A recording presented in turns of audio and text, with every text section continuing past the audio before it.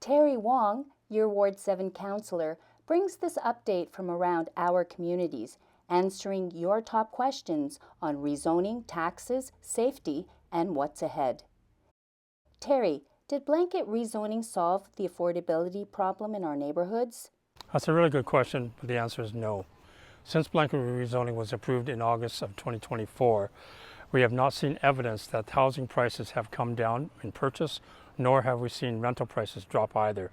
When Council approved blanket rezoning in August of 2024, we expected to have more housing stock drive the prices down. We have not seen that happen.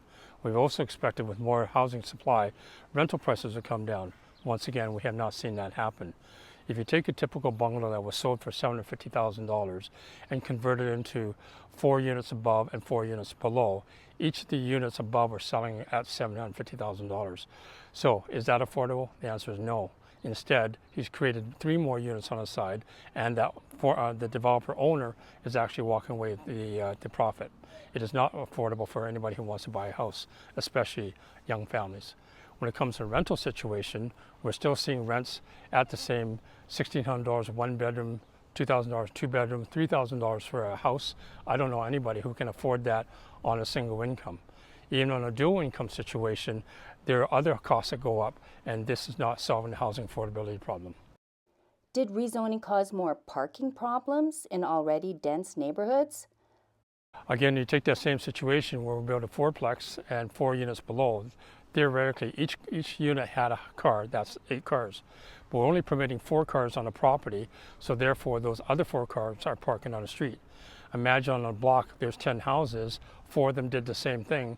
All of a sudden we've got 16 new cars parking on the street. The problem with that, of course, is that when people want to be able to park in front of the house, especially seniors who need to be close to the house for accessibility challenges, it is not easy to do that. Or for family and kids who want to be able to get the kids into the house quickly, loading in the groceries at the same time, that's not good. And more importantly, for those that want to plug their car into their car in the wintertime, how can they do that if the car is halfway down the block?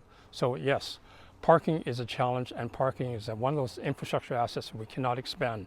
Not like water and sewer pipes. We can fix those, but parking is definitely one of our problems. Why did so many residents feel confused, unheard, and frustrated by the rezoning process? 2 elements of that, one of which is we tried to, when I say that we, the city planning group tried to engage communities, but engagement is a difficult thing. Engagement requires listening and learning, but also understanding what the people say and incorporating their thoughts into the changes. You asked the constituents, the people who have spoken to me, their thoughts were they were not heard. You take, for example, the public hearing that was done last year. 4 weeks of public hearing, 700 people spoke, over 5,000 letters given. 70% of those people who participated did not feel that they were heard. So therefore, at the end of the day, did we change the blanket rezoning policy? No. We adopted the recommendations of administration, which was not appropriate. I voted against those recommendations, and going forward, I will find a way to ensure that housing is affordable, but I'm not sure blanket rezoning is a way to approach it. Taxes. Talk to us about what's being done to make them fair for residents. One of the things we talk about when we talk about taxes is always about budget. When we talk about budgets, typically people say increase the taxes no more than 3%, no more than 4%. The unfortunate part of doing that is that increases are not necessarily aligned to the priorities and services that Calgarians want. One of the things I've been trying to do, especially given that I was a former administrator of the city, is ensure that our tax rate increases are tied to the cost of service that people need and that people want, not to spend tax dollars on things that are not within our jurisdiction, such as things that the federal government and provincial government need to do. More importantly, we also want to be able to spend taxes on the infrastructure essentials, such as potholes and ensuring that bike lanes are put in for safety. Now, when we think about that, who benefits the most of this? Our seniors do. Our seniors are on fixed incomes, and they need to know that we're protecting them.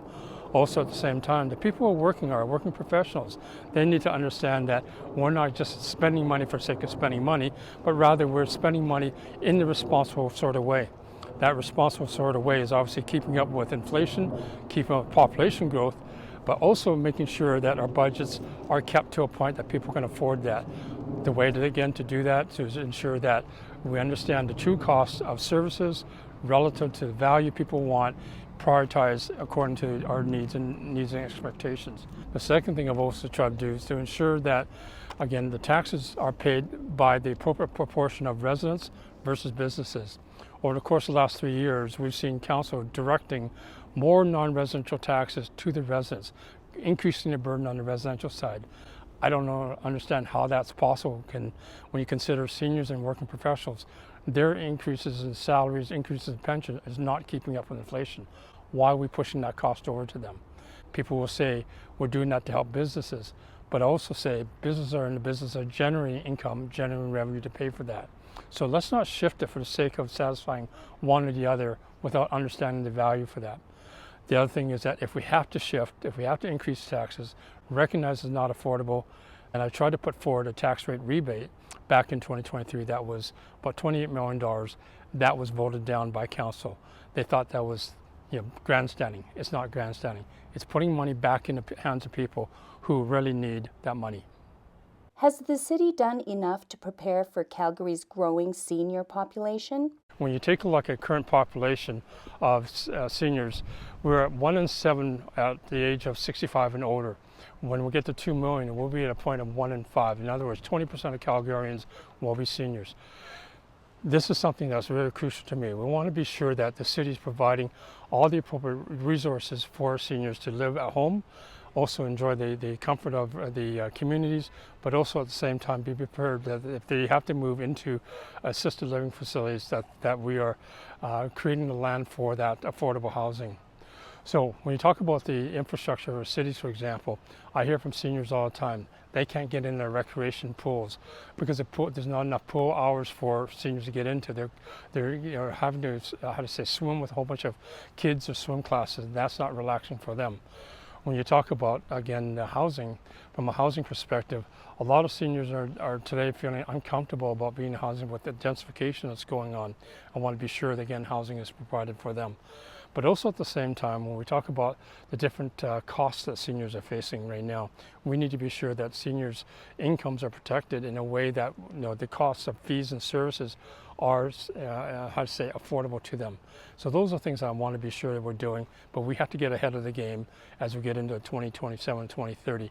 That's, right behind us, we got the Bethany Care Center, and they are one of several long-term care facilities. We have different ranges of care facilities that are within the city's control, particularly large programs that Severa for seniors are responsible for which I'm a board member. One of the things I want to be sure is that we have not only care facilities like this, not only large facilities like that, but also allowing people to age at home as much as possible. But we need to be able to provide the programs and services through them, through our community services group. By providing those services, seniors feel, more comfortable and perhaps not even socially isolated, especially if they're on their own. That's the stuff we want to be careful for. I want to be compassionate to our seniors, particularly those that have taken care of us as we grow up.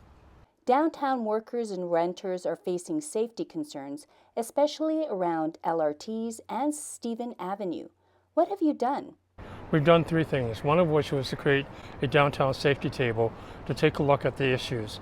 One of the issues was identifying, do we have enough police officers, LRT officers, as well as bylaw officers? To that end, council and myself voted in favor of adding budget and adding more resources. The second thing we've done was to create a safety hub in the Stephen Avenue Mall and also in East Village. But that safety hub is where the bylaw officers and police officers can come and do their paperwork.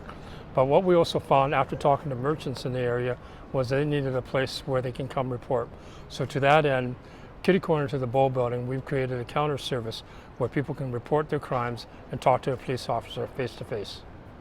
We heard downtown residents and businesses miss having a police station nearby. One of the things we've heard from our different businesses and residents in the area, whether it be Clarendon Harris, James Joyce, Simmons Building, Holt Renfrew, is that crime is an issue on the mall, whether they come in and break and enter, petty theft, or just general social disorder issues. The comment that most people say, though, is that we need more than a counter service. We need District 1 police station located in downtown core. So as being a member of the Calgary Police Commission as well as the City Administration, we've identified the need for a police station down in the downtown core. The question then becomes location. The question is also around resourcing. That is one thing we need to do going forward, is identify location and budget to make this thing happen. Terry, you voted for the Climate Emergency Declaration. Why? I believe we will continue to do the great work that we've done in the past. But imagine this, getting sworn into council 1 week after getting elected, then come to a council meeting 1 week after that with a report that we, quite frankly, didn't have the full details about, nor the understanding deliberations. In that council meeting, we had 1 hour debate. I tried to listen intently to what people were debating about, but quite frankly, we didn't have the stats, we didn't have the dollars, we didn't have the strategy. But we were forced into making a vote on a whim. Now, having said that, I voted in favor of it, and I regret that. In the future, as we go forward, I'll be sure that nothing gets past me without understanding what it is that we're asked to do. But most important, I'll promise to ask our constituents, ask you, what does this mean to you before I vote?